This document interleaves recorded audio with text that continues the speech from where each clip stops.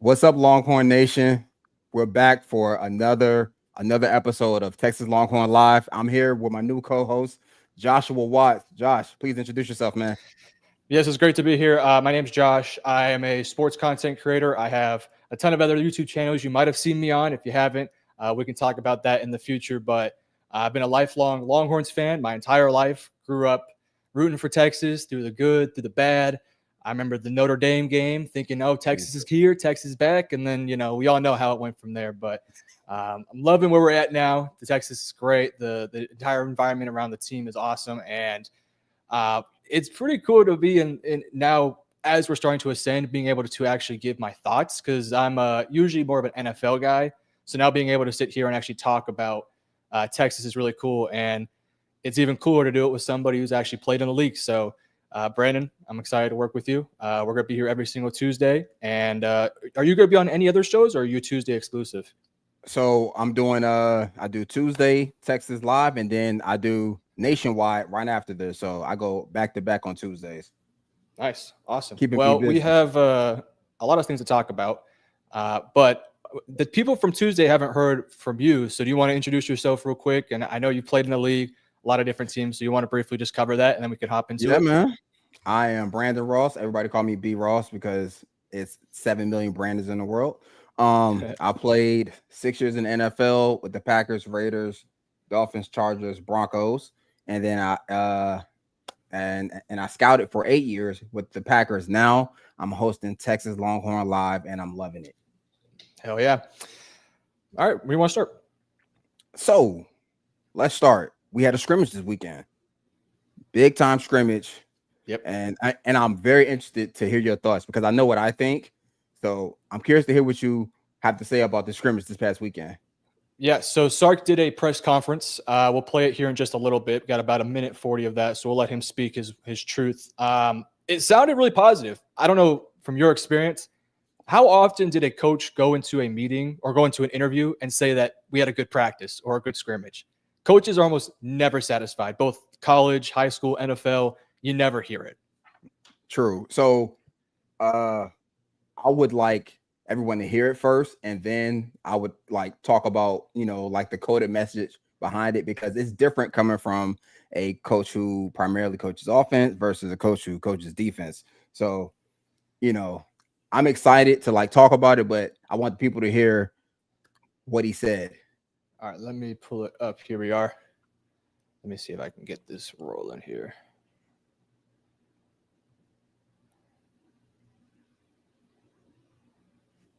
It was a 2 seconds. I'm just happy that we came out healthy. That's I the know. most important thing this time of the year is that we come out healthy from these scrimmages and these practices. All right, so this is Steve Sarkisian after the scrimmage, and this is on Twitter, so I'll let us play out. I thought the first three drives, we were going ones, twos, threes in the scrimmage, which was a little bit different format than we've used in the past. Historically, we've gone ones and twos, and then when they're done, the threes go, and then we go ones and twos, and then the threes go. We were going ones, twos, threes, and defensively, all three groups, ones, twos, threes, came out and had a really good first drive. The second drive, the first offense, the second offense, and the third offense all had really good drives inside the 5, and then they didn't finish those drives. And so that was a great stand by the defense to hold them there. Then we went to the next phase of the scrimmage, which was red zone lockout, and I thought the offense performed really well and won that period. We came back after halftime and did a coming out period. And the second defense had a nice series. The first defense struggled a little, and then the third offense had a 99-yard drive. It's a hell of a drive. And then we did a 2-minute drill, and both the first offense and the second offense drove down and kicked game-winning field goal. So I like the balance. I like the competitiveness of the scrimmage. I like the physicality of the scrimmage. We're playing really physical football on both sides of the ball. As naturally, in a first scrimmage, it's always going to be a little bit sloppy. Pre-snap penalties, things like that. We definitely had to clean up from an offensive perspective. I love the way we tackled in the first scrimmage. I think we had, the defensive coaches will tell you we had 15 missed tackles, but there were no really egregious missed tackles. A lot of them were in the line of scrimmage. So I thought we tackled well, which was encouraging. And at the end of the day, I thought we punted the ball really well. We got off to a little slow start kicking game, but I think Mason really stepped up and feel very confident what he can do. And he made a couple really big kicks for us there at the end. It's a lot to take in. That's a lot of positive stuff there. It is, but so back to your original question. He is a offensive genius type of head coach, right? Like that's his thing. But the way he's raving about this defense is encouraging to me. Now, with that being said, I am worried with every offense making it inside the red zone and not finishing. Me and Matthew talked about it on my first episode about the red zone woes from last season. And like those red zone woes cost us games. Like we lost, big games where, like you need touchdowns and not field goals. So, I didn't like that part. It just in terms of, not being able to finish. But his reaction to things and just in terms of like when you talk about a defense playing well, so in training camp, defense should outperform offense time after time, unless the offense has been together for years, right? And I say that because offense is predicated on timing and in relationships, whereas defense is react, run. If you can do those three things, and then he threw in tackling, like the fact that he said they tackled really well. I know what defensive coaches are thinking. Coaches say, anytime a guy doesn't come down on the first point of contact, that's a missed tackle. But you have to overcoach it to get the point across. But everything right now on the defensive side, I love. It sounds really encouraging just because, like, that's the strength of this team to me. So when you hear that the strength matches up with what, what they're seeing, and it wasn't like any like egregious turnovers, like constant turnovers, that's a good formula for a winning team. Now the only thing we have to get fixed is the red zone. Yeah, I know when 3-4 years ago when Sark first came in, the most frustrating thing with Texas, they could not tackle to save their life. Nope. And it feels like the past 2 years, I would say that issue's been almost a non-issue, especially last year. I really didn't see too many times where the tackling really hurt us. And as we go into this upcoming season, this is a lot of new pieces being thrown in the mix here. Of course, a couple of veterans who've been here, like Anthony Hill, who's been there for a couple of years now. Yep. You got some experience around the roster defensively, but you got a couple of new faces stepping in for the Jades of the world, the Alfred Collins of the world. So here in the continuation of we're going to tackle well, makes me feel really good. One of the things that I've been hearing about training camp and this scrimmage, that defensive line is nasty. I hear that young offensive line, it's struggling against them. We talked about that last week, me and Matthew, and that D line is probably one of the best in the country, just in terms of depth, top to bottom, right? Like, yes, I don't think we have the star power of a Clemson or, just in terms of like they have two like studs, right? I think just top to bottom, when you look at that D line, I think, guys can rotate in, guys can stay fresh, and guys can play at a high level for a longer period of time because we are so talented. So again, like, listen, I'm super stoked because this is what you want to hear after a first scrimmage. Like the opposite, you should be worried as the number one team in the country, right? But you're talking about being physical, tackling, good defense. All three of those things give you a chance in January and right into the playoffs. Like those three things right there, being sturdy up front and playing against that D line will make the O line even better. Like simple cause and effect, right? So I'm excited. I'm super stoked to hear him talk about the team the way he did from that scrimmage.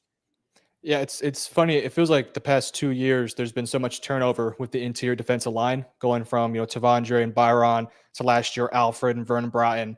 This year, you got Cole Brevard now, the transfer. You got Murad Watson back, or transfer as well. You got Travis Shaw. You also brought in Harold Canoe from Ohio State. Mm-hmm. But the guy I'm hearing the most about, Alex January. I'm hearing this guy is just a complete difference maker. Now, we'll see if he can get a couple sacks. Let's take it one step at a time here. But I mean, if you can get a guy like Alex January up the middle, pair him with the Colin Simmons, and then if it is a Brad Spence off the edge, if it is a Trey Moore, Ethan Burke, whoever it might be opposite of Colin, that defensive line is going to be nasty. And I almost feel bad for these linemen because this is, I think, 4 or 3 new starters up front. And you're going up against, like, let's be honest, probably bona fide studs.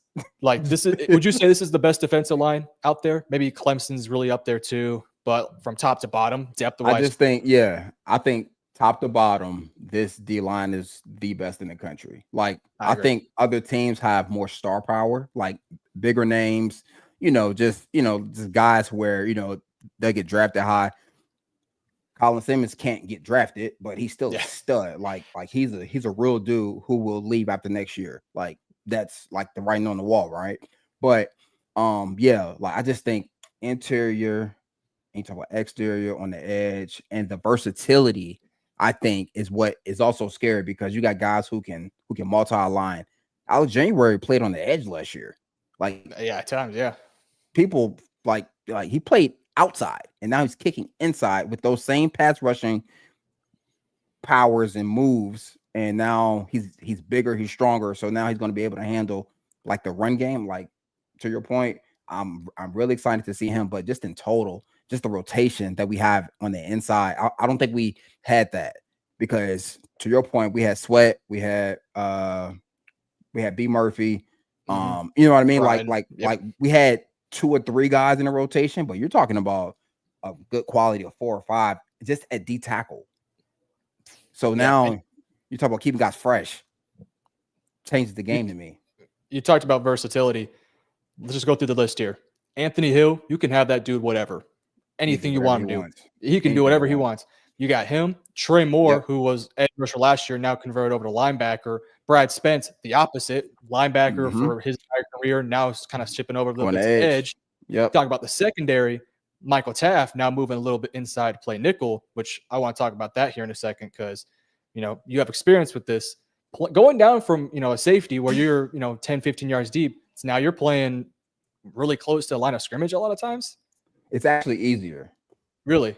You think so? It's easier because, and the only reason I say that is because things happen faster. So if you watch Taft on tape, he's really smart. He's really instinctive. He knows where everyone is supposed to be because sometimes he will mess up his job to go do something right or like change a run fit, fix a run fit. Like he's really good just in terms of his eyes and his instincts, right? But at nickel, because things happen so fast, all you got to do is like be right for a second. Whereas at safety, you have time and space to think and time and space to kind of mess it up a little bit. So like more space isn't always good for some guys. And to me, that's where he struggled last year, where like Taft will play fast, but he wasn't he's not as physically gifted as some of the other guys in that secondary, just in terms of being in space. So a guy like that playing closer to the line, but he's a good tackler. He's fundamentally sound. He's instinctive. He's smart. I think he will actually make more plays playing closer to the line, and it'll help the defense, and it'll help him because that D line, he won't have to cover long. None of those guys have to cover long. Like, that's the beauty of having a good D line and then having a new secondary or like new pieces. D line gets to go play fast. Secondary knows that, okay, I got dogs in front of me. I just have to cover and not hold for about 3 to 5 seconds. Do you worry? There's 2 things I worry about with Michael Taft at nickel, and obviously you have more experience than I do. So a lot of times with the nickel, you want to be, and I'm not calling Taft a bum. I'm not calling him lazy or not lazy. I'm not calling him unathletic. But when you are a nickel, a lot of times what makes a really good nickel is the recovery speed, which is why I think somebody like a what's his name, who is playing the backup nickel right now? No, not Jelani. Grayson Littleton. That's who it is. Yep. Littleton playing in the nickel. So that dude is athletic. Okay, so to that point, you can have 2 different nickels. So let's say your nickel isn't good at tackling. So what do? You put in another guy, your star safety, and say, hey, come down on 1st and 2nd down, play nickel. 3rd down, go back to safety, and you bring in the cover guy. I did it. It was games where 1st, 2nd down, I would play nickel. 3rd down, I go back to safety. I'd be like, thank God, I don't want to cover these dudes. To your point, like like guys know who they are. Like I don't want to be matched up in the slot versus Jeremiah Smith. That's not my strength. My strength is to come over the top, and if the ball goes up, I'm going for the ball or I'm going for his head. Like that's where, to me, that's where Tav's versatility lies. Where first and second down, run game, where teams try to spread you out, run the ball, or throw those screens on the perimeter. He can play those well. He's stronger than the corners. Like he's a better tackler. Like all of those things, right? But then on third down, you say, "Hey, get us a line. Make sure we're good. Make sure we have the right calls. Play ball." So to me, it'll be more of a down a situation type thing. I don't think he lines up there every snap and plays, 50 snaps of nickel. No, I think he plays probably 20 to 25 snaps of nickel, but he's the guy who doesn't come off the field because right here, he's so smart. He's so instinctive. So do you think this, I know Michael Taft is not like a Jade Barrett in terms of athleticism and stuff. Do you think him moving to nickel actually helps his draft stock? I mean, I know we're completely forward thinking here, but in terms of Michael Taft, who is a brilliant, smart, in his own ways, athletic, a playmaker, with him moving and being a bit more versatile, does that make him go from a undrafted 6th, 7th round pick now to saying, hey, 4th, 5th round pick? No, not really. Just because like safeties nowadays, like they kind of have to have that skill set in them. Like one of your safeties has to be able to go down there and cover a little bit, like be able to cover, play in space, play in that short area. So it'll help him, but more so than anything, he just has to go and play ball. We got a question here from Comics, multiple S's. Hey boys, question: who starts at Z? Ooh. All right. That's a little off topic tonight, but that is a good question because you got a couple bodies. Emmett Mosley's the one I'm here in the transfer. Parker Livingstone. If I had to bet money, that's who I would pick. I'll pick Mosley.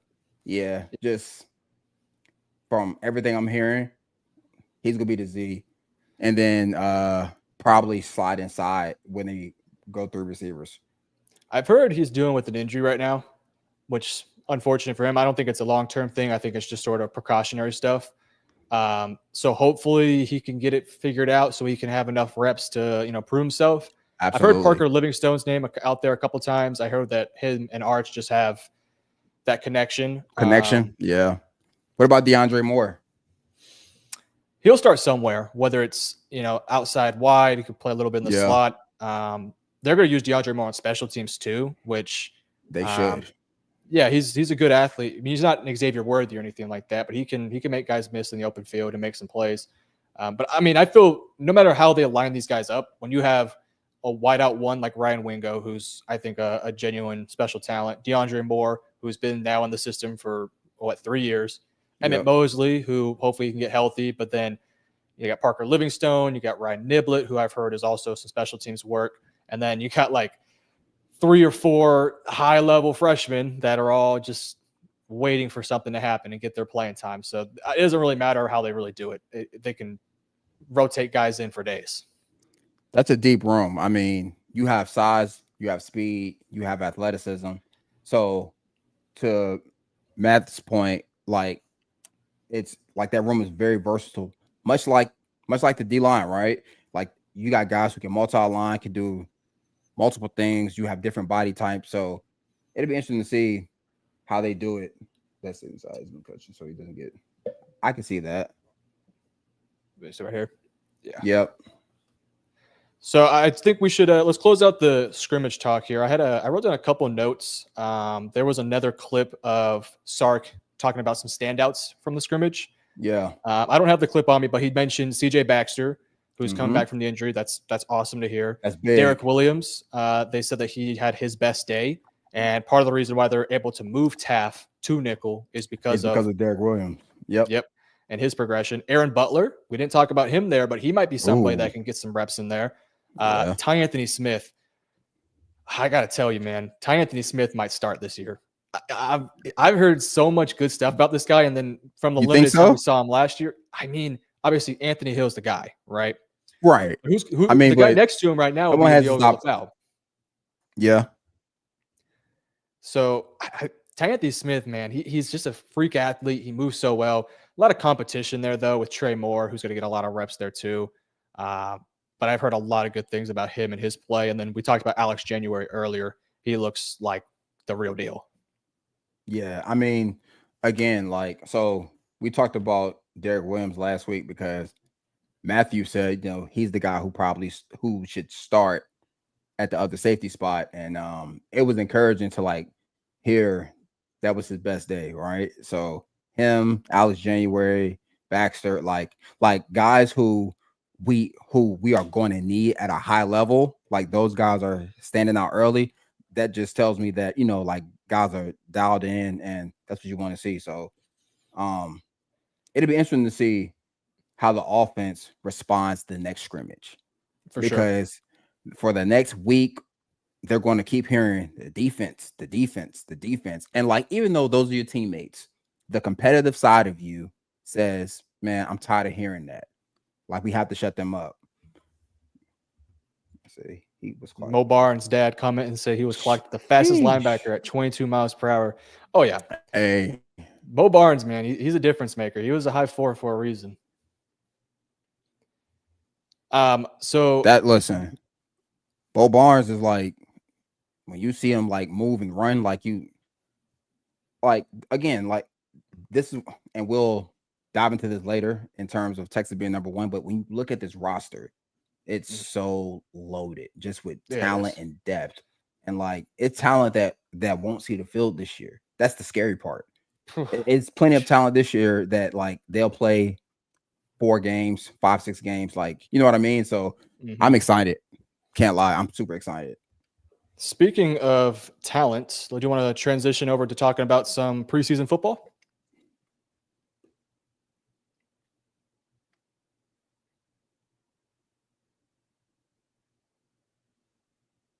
Do you hear me? I didn't hear you. Oh, I said, do you want to transition over to some preseason football? Yeah, man. Let's talk about these Texas guys in the NFL. All right. So I have, I have 1, 2, 3, 4. I have 6 guys here that got some playing time. Quinn Ewers, we can start with him. 5 for 18, man, 91 yards. He struggled. Oof. He struggled. In his defense, I'll give him a little bit of some slack. There was some drops. Yes. But with that being said, he did a poor job of protecting the ball. He didn't throw picks, but he had 2 lost fumbles. And like, what I really saw were the same things I saw when I was scouting him. He holds the ball too long, and he's not a good enough foot athlete to hold the ball that long. So when you get better athletes across from you, always rushing you, now, those turn into big time mistakes. He has to get pocket. Yeah. Like, he doesn't have it. He lacked it last year. Like, he's always lacked that feel for pressure. So that turns into 5 for 18. And like, it's not even the 5 for 18 that gets me. It's the 2 lost fumbles.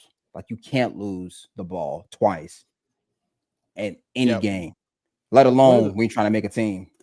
Yeah. When you talk about the pocket presence, he doesn't have a feel for pressure surrounding him. But when he does notice there's pressure, there's something with him that it just doesn't click for how to get out of that situation properly. He will try. Right. And Quinn's not a great athlete, right? Not compared to like an Arch. So for Arch, when there's a guy coming off by his blind side and he notices it, he's able to roll him out and make a play. Quinn's just not the athlete, right? He's just not the guy there.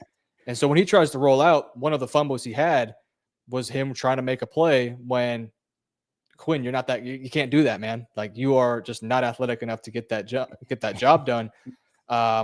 It's only his first game. He made a couple of nice plays. He led a touchdown drive.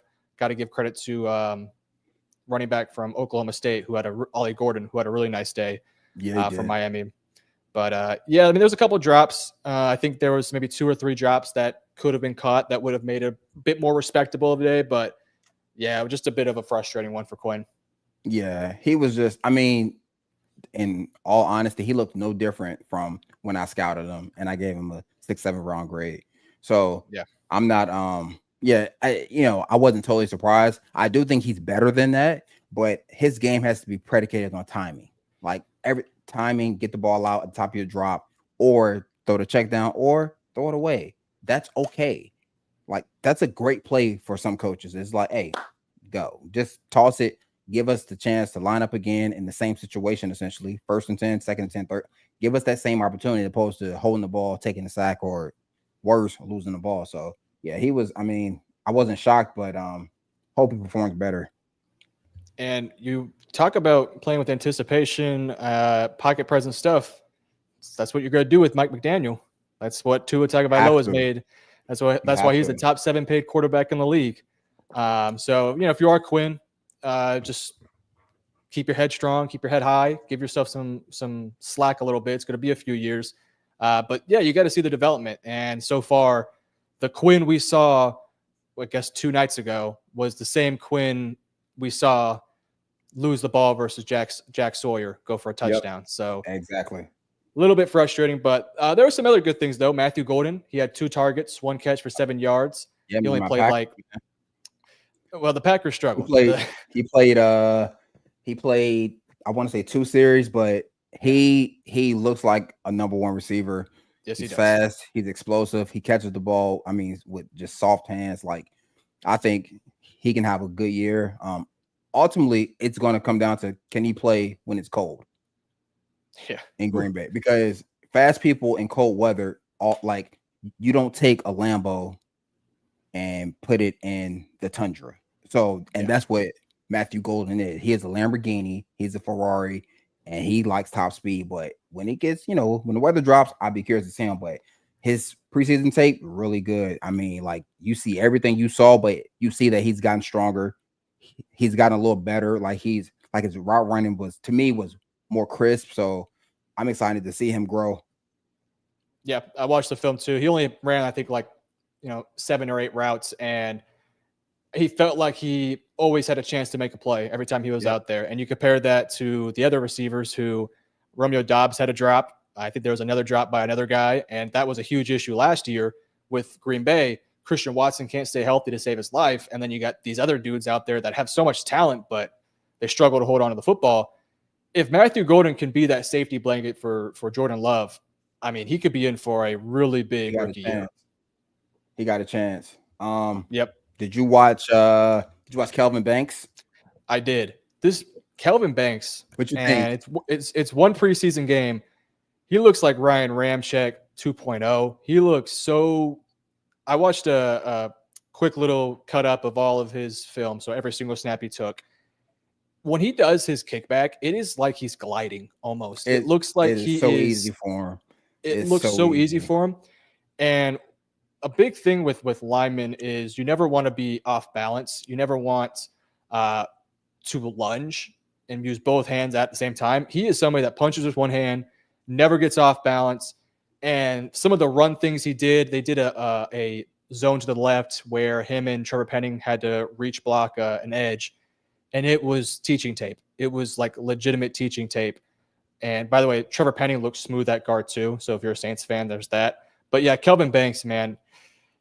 I mean, it's early. We can't call him an All-Pro, Pro Bowl now, but I'm rooting for the guy. So I think he has some legit talent. To your point, he looked really good. Watching him, just to your point, watching him pass that is so just like he just glides, like his feet. He's always in control. He has really good body control, good balance. The only thing he's going to struggle with this year, and most rookie tackles do, so I'm not like saying anything new, is power. When guys take him down the middle, but like he's dealing with a different group of strength and power that he'll see week in and week out. But I think like the ceiling is so high for him. But I was really impressed by him.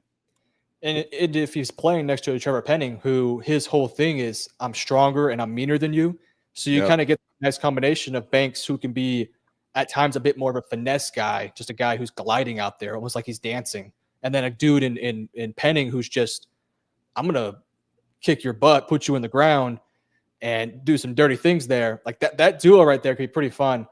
So for Banks, he only played like 1 or 2 series, and he was dominant out there.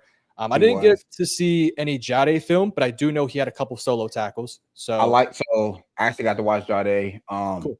His first 2 drives with the ones he played at nickel, and then with the twos, he played at corner. Like you see this. Listen, I always liked this dude because I just thought like once he's like done playing corner in like 8 or 9 years, he's going to move back to safety for another 4 or 5 and like be like a really good safety too. Like I love Jahdae Barron. I think he's like super talented. I think he's very versatile. Like, but when you watched him this past weekend, he was explosive.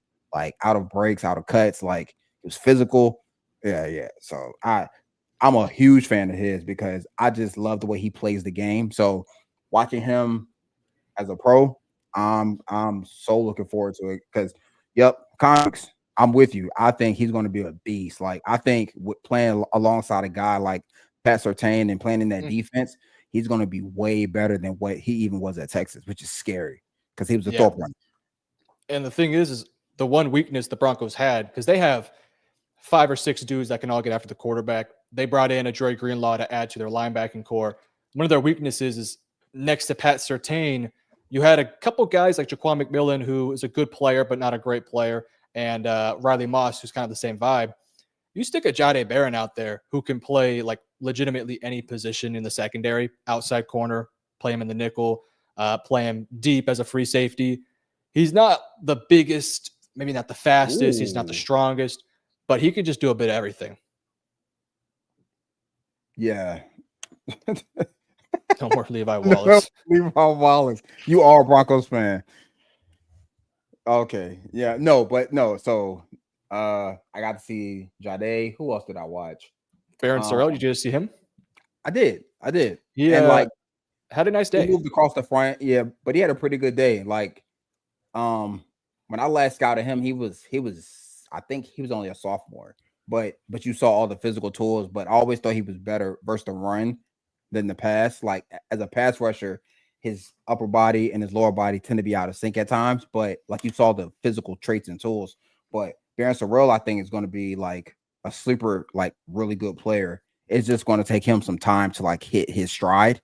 But once he does, we'll be hearing his name. People will be like, oh, he had another 12 sacks. He had another 10 sacks, another 12 sacks. So it was really encouraging to see, though, that his run game defense, like it hasn't changed. He's strong. He's athletic at the point. He knows how to slip blocks. He has a good feel for double teams and how to slip them. So I'm really excited to see him as well.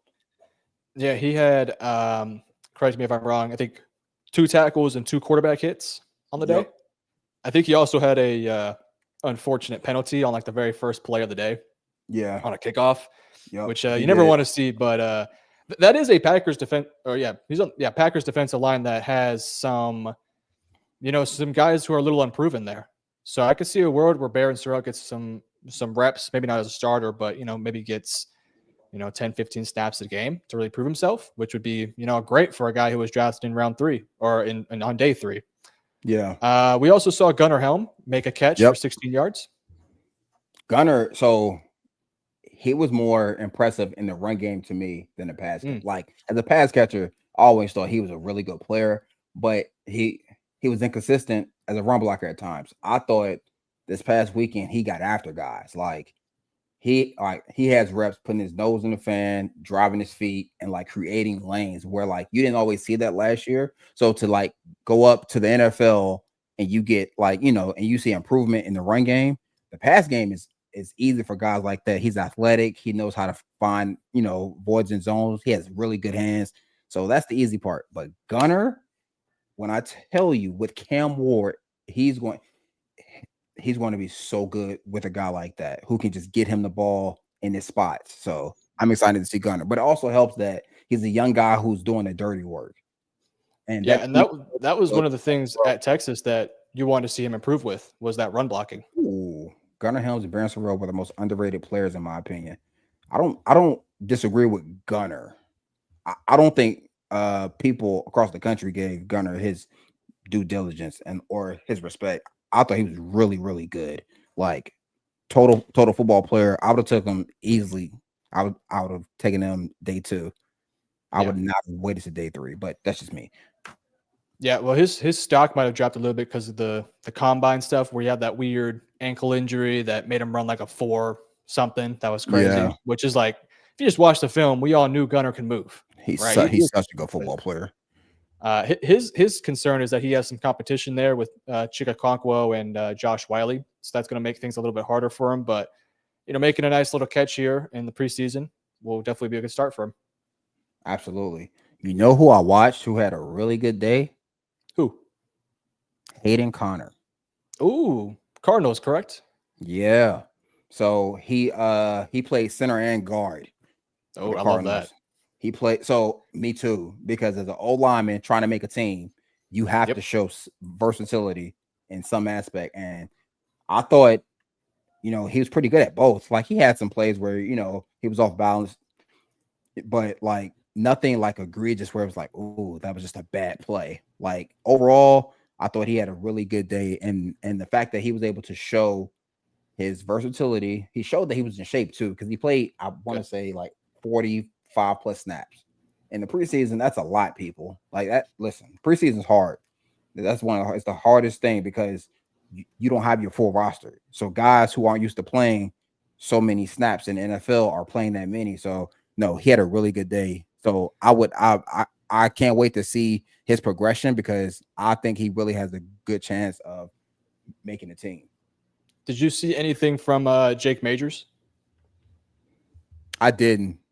Yeah, I didn't get the chance to either. He's on Tampa Bay, correct? Yep. Mm-hmm. Yeah, Tampa Bay. Mm-hmm. So yeah, I mean, honestly, nice little showcase for some of the Texas guys. We didn't get to see Jaden Blue. He's out with, I think, an injury right now, but the Texas running back, or not Texas, the Cowboys running back group is not overly impressive. So there's a good shot that Jaden Blue is going to get a lot of reps moving forward. Who else? For sure.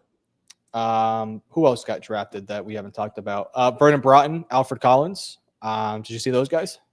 I did see Alfred Collins. He's the same guy to me. Like the same guy I saw the first day I saw him. It's so much more in his body, but it's a disconnect somewhere where it just doesn't always work out that way. But he's still strong. He's athletic.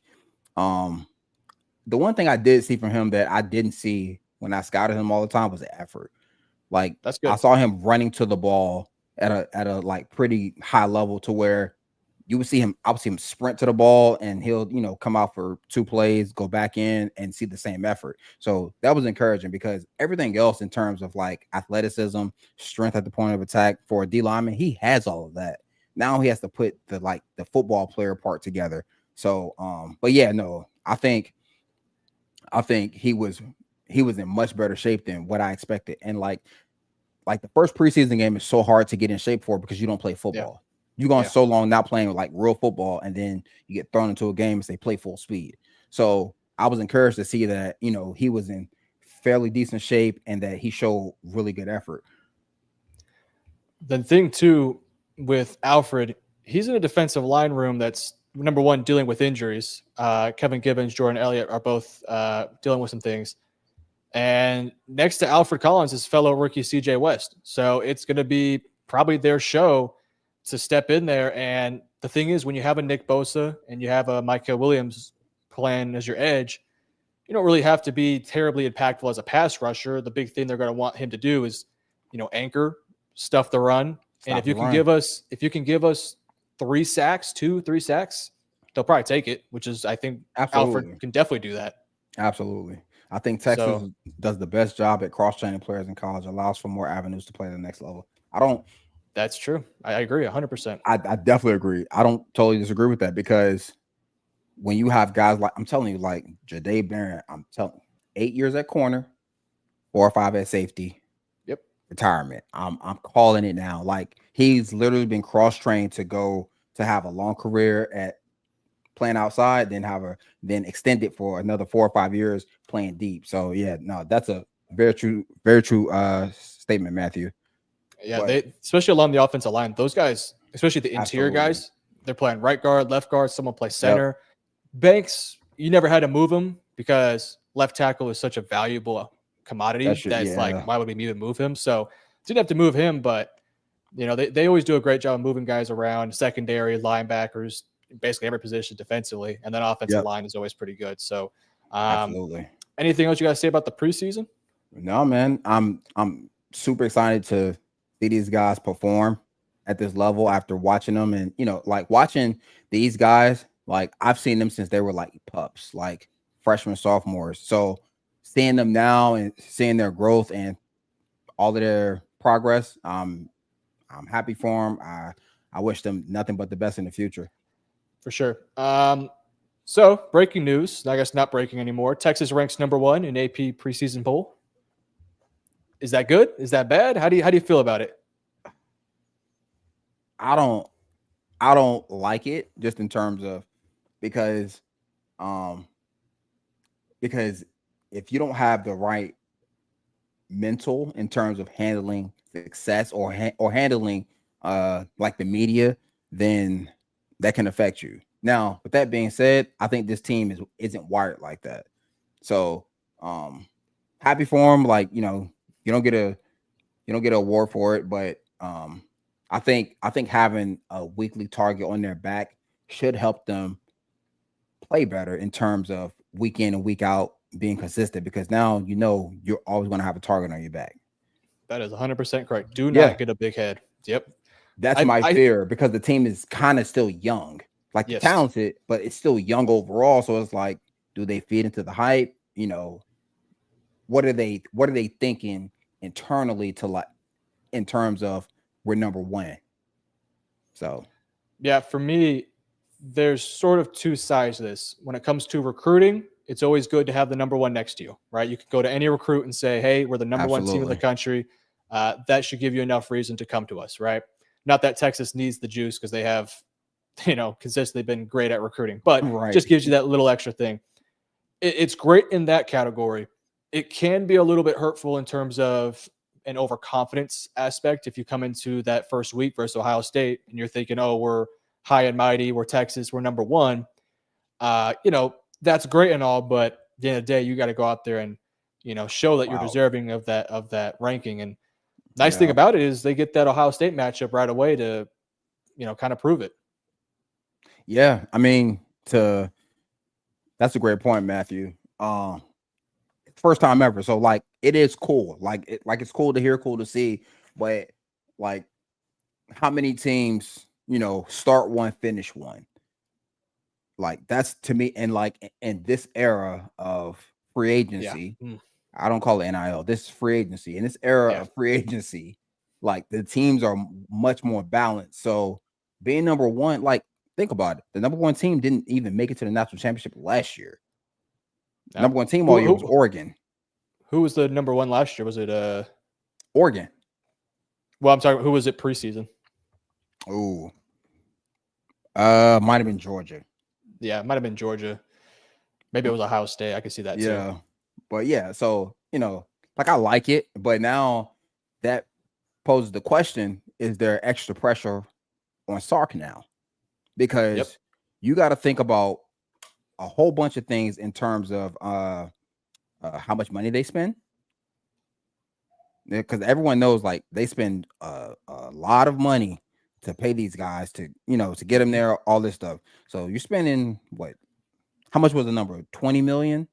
I'm sure something like that. Some 2025. I'm sure. Right. So now you're spending that money. They just upgraded their locker room. You know what I mean? Like, just all this money, just here. Okay, you get the preseason one. Now is the extra pressure to go and not just make it to a national championship. Because, like, first you got to win the SEC. Like, you know what I mean? So, like, now is the extra, excuse me, is it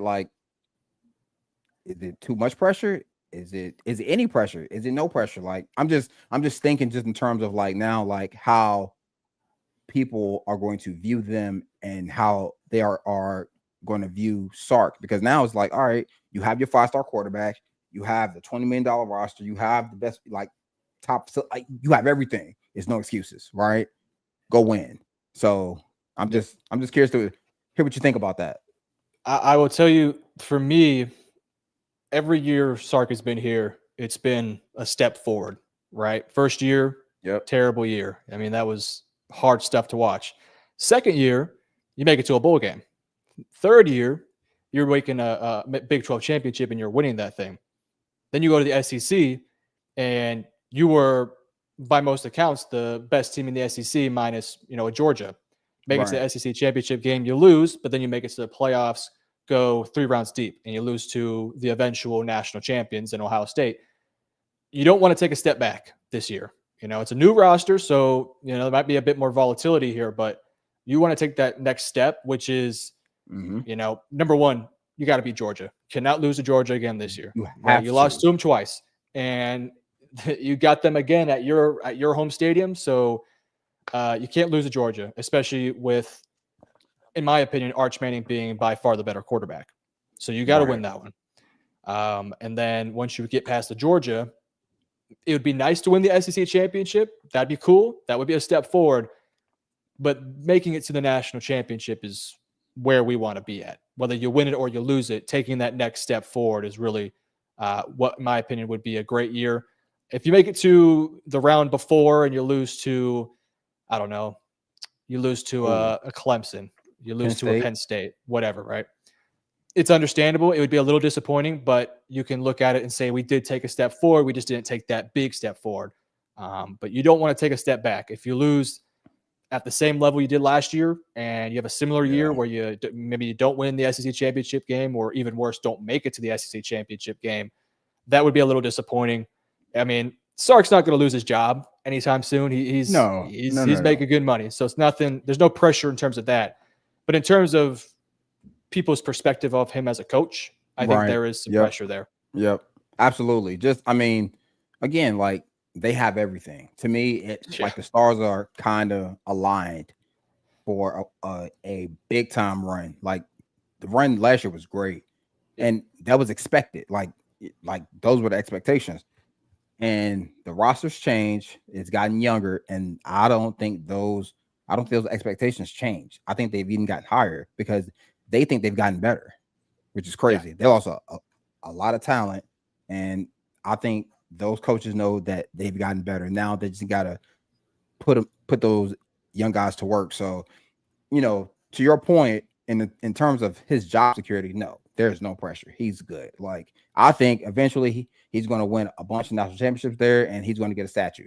That's just my personal opinion. What Matthew said is correct. What you got? He will start to be questioned like Kirby Smart was if we don't win the Natty or win the SEC. 100% agree with that. 100%. And that's why I think you have to start with the SEC. Like, he has to, because everyone knows that's the best conference in football. Go with like, we win that, and then losing the Natty to whomever, or go, you know what I mean? Like, to me, it solidifies his legacy as a coach.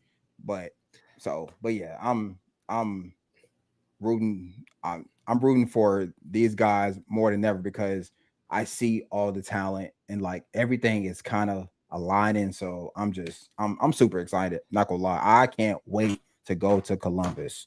I know, me too. Can't wait. The way I kind of look at this, if Sark doesn't make it to a Natty this year, I think you're going to start seeing the comparison between him and Ryan Day, where it was like Ryan, especially if we lose to Georgia. Right, all of a sudden, Ryan Day, it's you can't beat Michigan. Now for Sarkisian, it's can't beat Kirby Smart. So that's why for me, number one, for a successful season, you got to overcome the big dogs in Georgia who have been the leaders of the SEC for the last 7-8 years. And then on top of that, you don't necessarily have to win the national championship this year for it to be a successful season, right? But if we go out there and we get upset in round 2 or 3, knock on wood, of course. Let's hope that doesn't happen. But if it does, then there's going to be the early Kirby Smart conversation, the Ryan Day conversation, which is something that for Sarkisian, you're going to want to avoid.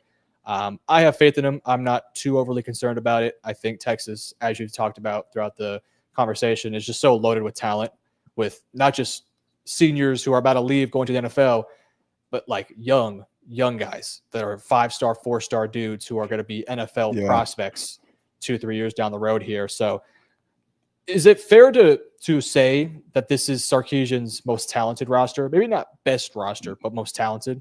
Not even close. I don't think it's close. Like, he had talented teams like before, but I don't think they were this talented across the entire team. Like, he had studs at a couple different spots where, like, oh my God, like this guy's really good. I think you got that across. You just pick a position. It's like, stud.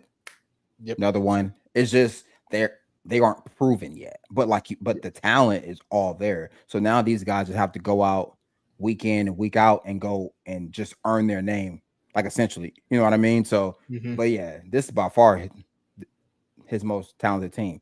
And listen, if they go win a national championship, this will go down as one of the most talented teams in Texas history. For sure. Go back and look at it. So yeah, by far one of the most talented teams. Like you said, when you look at this roster, and you could just pick a point, pick a position, right? Yeah. Edge. Who's the 5-star there? Oh, we got Justice Terry. We got Colin Simmons. Lance Jackson was a 5-star. What about safety? Oh, we got Zealous Hicks. We got Jonah Williams, Xavier Filsaime, 5-star guys. You look at offensive line. It's like Brandon Baker is now in his first year, former 5-star. We got a bunch of high 4-stars like Nick Brooks and Daniel Cruz at center. I mean, you just keep going up and down the roster.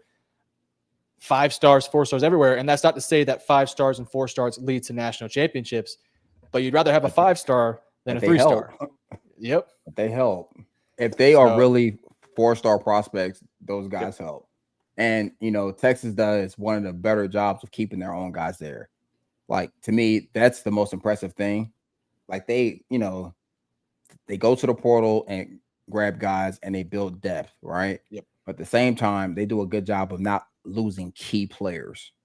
Like, they can let guys walk at certain positions because it's like, oh, well, we think the 3 guys behind you are better anyway. So now, you know what I mean? So, like, to me, like, that's his superpower in recruiting. He does a good job. That staff does a good job of keeping their own guys so that you can build this roster where, to Matt's point, 1 through 85, the most talented. Yeah, and you talk about the transfers, but when you look at recruiting too, when we lose out on a Jake Krull who just committed to Oklahoma over Texas, it's not the end of the world. It's because it's like, okay, we lost Jake Krull. Okay, we'll just go over to Florida and we'll go look for this super high 4-5-star guy, and we're going to get him to commit to Texas.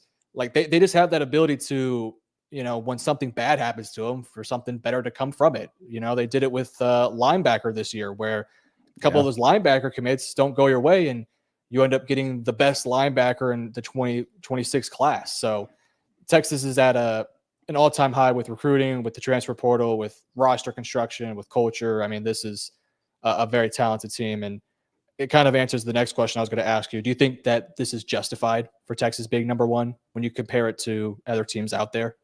Yeah. I mean, when you look at other rosters of, guys in the top 10, Penn State, Ohio State, you got LSU. Like, again, all of these schools have 4 5-star players in talent. They don't have as many, and they don't have as many like young guys who are proven. Like, Texas has more young guys who have played due to injury. So those guys get the bump over a 4 or 5-star who's just coming in, or a guy who redshirted. So yeah, no, this is earned from the coaches, due to them getting the young guys prepared to play, who were forced into action last year, and then the awesome job they did in recruiting to where those guys will also have an impact. So no, this is definitely well deserved. Like, the only other team who can come close to them is Penn State. To me, that's the only other team that's a conversation. Outside of that, I don't want to hear it. Yeah, I was gonna say, I was like, when you look around the landscape of like these top 15 teams, almost every team is kind of in a similar situation to Texas, but we are in the most, I guess, advantage compared to them. Because Penn State, they basically bring back the same team, right? Clemson, same sort of vibe. But Texas is, let's be honest, they're more talented from, a roster perspective than both Penn State and Clemson. The thing that both those teams will have over Texas will be continuity, chemistry, and experience. Yep. Which is, when you look at the teams that have won in the past, those teams typically have experience. So that's something to monitor. But when you look at the Georgias of the world, I mean, that's a brand new team, really. You look at Bama, brand new team. They just announced their starting quarterback. Ohio State, they don't even know who their starter quarterback is going to be now. Right. We think it's Sayan, but we don't know that. And, you just look at all across the other teams out there. It's like Texas, while there's also a lot of turnover in Texas as well, like you've talked about, we got dudes who have played playing time. One of the things that happened last year that ended up kind of working out for us was Quinier was going down and Arch stepping in for 3-4 games. Now That he's was ready to huge. go. Yeah. Exactly. Like there is so much value in playing. Like, Yep. I don't know how they handle red shirts because now guys can play 4 games.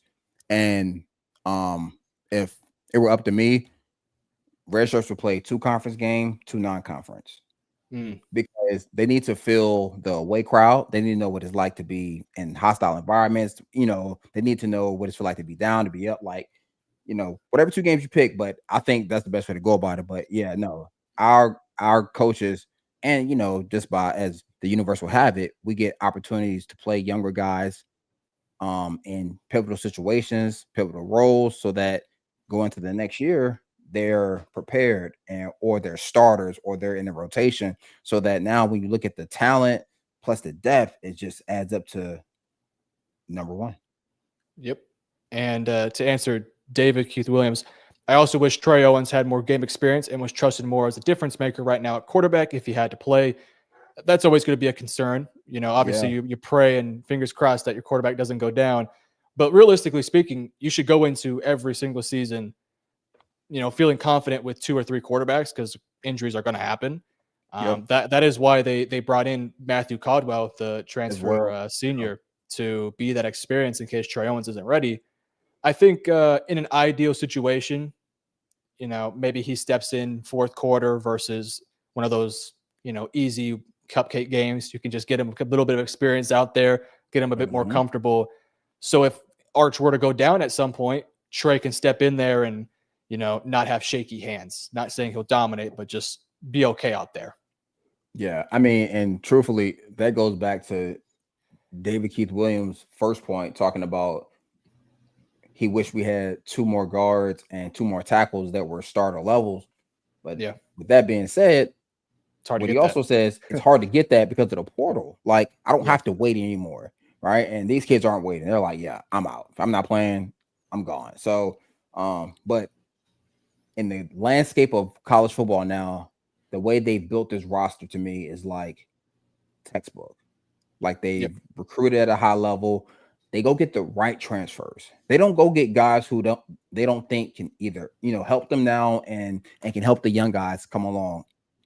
Just in terms of like building culture, like they're bringing in the right transfers. So again, super excited. This is a number 1 team for sure. Now they just have to go improve it and, open it up with the Buckeyes at their place. You go win there. You go win there. That number 1 no one even talking about it. It's like, oh yeah, that's the best team in college football. Like, because that's a tough place to play, especially with such a new roster, such a new and young roster. But I'm super excited either way because I think we're going to be really effing good. For sure. To go back to David's point here, one of the reasons why most good teams out there don't have experience as backup, especially in the interior and tackles, whenever there is a transfer that has Division I talent, especially upper echelon Division I talent, there's going to be an Arizona State, a Texas Tech, a TCU, a Florida State. These not upper echelon teams, maybe Florida State at times, but these other teams that are like the second tier that also have money that will look at a dude who's a really solid guard in the transfer portal and say, hey, we'll give you $500,000 to play 1 year over here. Whereas for Texas, they're like, why would we pay this guy $500,000 if he's going to be our backup guard? And so for that guard, it's like, I'm going to go get $500,000 at Texas Tech and I'll start for them. Whereas if I were to go to Texas, I might get $200K and I'll be a backup guard. So it just doesn't make sense for them to do it. And for Texas, I think they understand that because they hardly ever even really look at an interior or any sort of offensive lineman. But they recruit them and they have done a great job so far. And you look at the backups, they're inexperienced, but they're freaking talented, man. They are really talented guys that, in an ideal world, you don't have to play much, especially starting time. But if a Nick Brooks has to go out there and play, who I guess right now might be your backup tackle in both positions, you feel pretty good about it. He's a talented dude. He's a good swing tackle. Yeah. Yep. Like, that's definitely ideal. Did you see this question?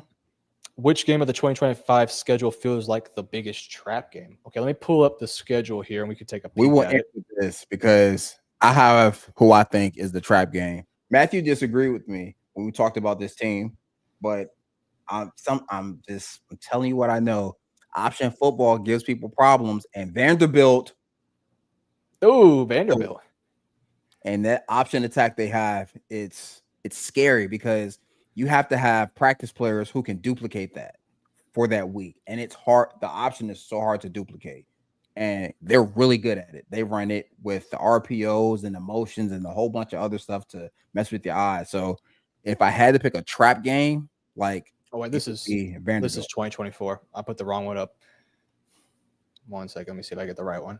I was reading. I was like, why do we have Michigan on the schedule? I was like, we have Michigan again. Let me see if I can find it here. To me, the trap game is Vanderbilt. Kentucky's not good enough. Mississippi State's not good enough. Oklahoma rivalry game, so that's not a trap. Florida is very inconsistent. Georgia wouldn't be a trap game. Arkansas is actually intriguing too. But all that being said, Vanderbilt, because of the triple option, that's what they do. That's their bread and butter. It's hard to stop. And they got a week's worth Diego of time. Pavia back. Yep, that dude can play. Yes, okay, I'm looking at the schedule. Who you think? That Arkansas game, they got a talented quarterback who is tall, long, and lengthy. I know Texas had, they did a good job against them last year, but it's in a tough spot where you have that first trap game in Vanderbilt. Then you got Georgia, and you're coming, you win Vanderbilt, you get a bye. You then go to Georgia, so you stay in Texas. You have that Georgia game. You're hopefully going to win that one, so you're on a high. Then you have that down in Arkansas where you could emotions could get the best of you, and especially when you're just coming off the Georgia game. Yeah. Then you're also keeping your eyes on Texas A&M at the same time because it's kind of in that little stretch there. Well, and that's why I was thinking about Georgia, or I was thinking about Vanderbilt too, because I'm like, they might be looking ahead to Georgia, and they're not. Like it's those kind of weeks. To your point, where it's like, well, we got who next? Oh, okay, and well, these guys are 5-5 at the moment. We're not worried about, and that's when bad things happen to good teams. Yeah. So, but if you look at our schedule, like it's really, compared to these other teams out there, it's not a hard schedule. You have the Ohio State game, which that's the biggest game of our schedule, if we're being honest, in terms of firepower. But you catch Ohio State honestly at a good time because they are in a lot of ways trying to figure things out on their own end. And then right after that, you get 3, hopefully, lollipop games: San Jose State, UTEP, Sam Houston. Yeah, you might get some playing time for Trey Owens there, as well as potentially a Caldwell could get some snaps there as well. But then you got Florida, you got Oklahoma, Kentucky, Mississippi State, Vanderbilt. Those are SEC teams. You got to give them their flowers and respect, but Texas should handle business in those ones, especially Oklahoma, as they're trying to figure out what's going on at quarterback. Yeah, that's it. It's a whole other can of worms. We could do a whole episode on just that. But the week 1 matchup against Ohio State could set the tone for the entire season. If Texas wins that game, how do you think it impacts the playoff path? And if we lose, how will we recover? Okay, 2-part question, and we'll answer this before we go. I think whoever wins this game will get the bump late in the year when it comes to the playoffs. They'll be ranked, like, if the records are the same, whoever won that game gets the higher seed. They get a favorable bracket to me. So I think the game is pivotal in terms of the playoffs because it'll always come back to who did you beat, who did you lose to, and it also depends on how the game looks. If it's a blowout, then that loss is not a good loss. You got blown out, right? Whereas if it's a 3-point game, 7-point game, and it's close, then it's a good loss, and they'll take that over maybe a 2-loss team or a 1-loss team. That whole dynamic. And how will we recover? I don't think it'll phase guys only because it's a non-conference game. Like, it means something for the playoff picture, but we can still go out and win the SEC with that 1 loss. I don't think it will have the same effect as if we lose to Florida, Oklahoma, Vanderbilt, Texas. Like, it just doesn't have the same effect. So I would say, it's big depending on how the game turns out. And then we'll be fine just in terms of recovery. That game is in August. We have the rest of the year to recover. Plenty of time. Yeah. If Texas loses that game, they'll go from number 1 to somewhere in the top 5, right? Especially if it's a close game, maybe a game-winning field goal. Texas won't be hurt that badly, so they'll be the 3 or 4, and then at that point, it's just get the win over Florida. That could be a ranked versus ranked team game. Oklahoma, that could be the same scenario. You got Kentucky, you got Mississippi State, you got Vanderbilt. So you can start to stack some wins there that have some credibility to earn your way back up to that number 1 or number 2 spot. But then you got the big dogs later in the season with Georgia and Texas A&M, who are both probably going to be, highly ranked teams, especially Georgia. Yep. And you win those games, your one loss was a really close matchup versus Ohio State. You have a really good conversation to be the 1 or 2 seed right then and there. But the thing is, when you do lose to Ohio State, you have less leg room to lose. You can't, they'll still make the playoffs with 2 losses, right? It's Texas, big brand. So you'll be fine there. But if you enter that Ohio State game and you lose, and then you find a little loss here somewhere in the schedule, maybe a Florida or Oklahoma upsets you, all of a sudden that Georgia game or that A&M game, that'll hurt you. Oh my God. Yeah, they become must-win games. So you got to really handle business here. You need that leg room. And so in terms of recovery, you just got to win straight up. You can't afford any upset losses. But if you do win this game, all of a sudden it's like, okay, we have the big win versus Ohio State, kind of like what we did last year, where you go out there and you beat a Michigan. And now, even though you did lose to a Georgia, you still had that Michigan game and all those SEC matchups in your backpack. Right. And it didn't hurt you that much. That's true. Because that Michigan team turned around and they beat Ohio State. You know what I mean? Like it makes your resume look better.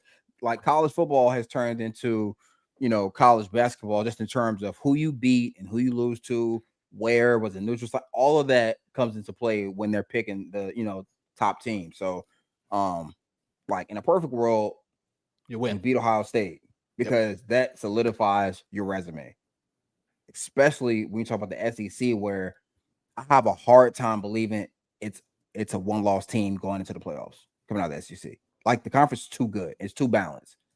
So, so again, perfect world, we beat Ohio State and we don't fall into a trap game. Or if we do lose to Ohio State, the game is close, and then, we beat Georgia in Georgia. That's still a high quality win, and it's a conference win. So, so again, like, I just think in the perfect world, we don't lose to Ohio State because we don't want to have to recover with such a young team.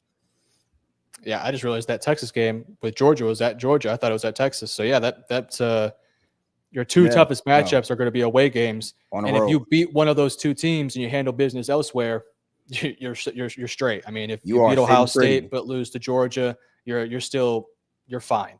You lose to Georgia but you beat Ohio State, you're totally fine. So, but when you look at like the big 4, right? You got your A&Ms, your Oklahomas, your Georgias, and now your Ohio States. If you go 3-1 in those games, like, you're going to probably end up as a top 3 seed. You'll be in the SEC championship game more than likely, and you'll be sitting pretty looking at the national championship with your eyes on the prize. Absolutely. All right. I think this was a great first show for you, Jay. Awesome. I don't know. I appreciate it. Jay Watt, I think you crushed it, man. Y'all let us know what you think. What's your social media, man? So I have a few YouTube channels here. I have a little thing right here. You guys can follow me on Twitter. I also go on YouTube as well. So you guys want to follow me there. Not Texas football related, just NFL stuff.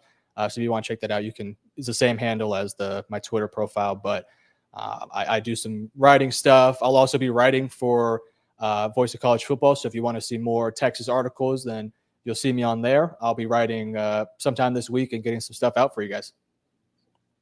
Hey, man, I appreciate you. We had a great show today.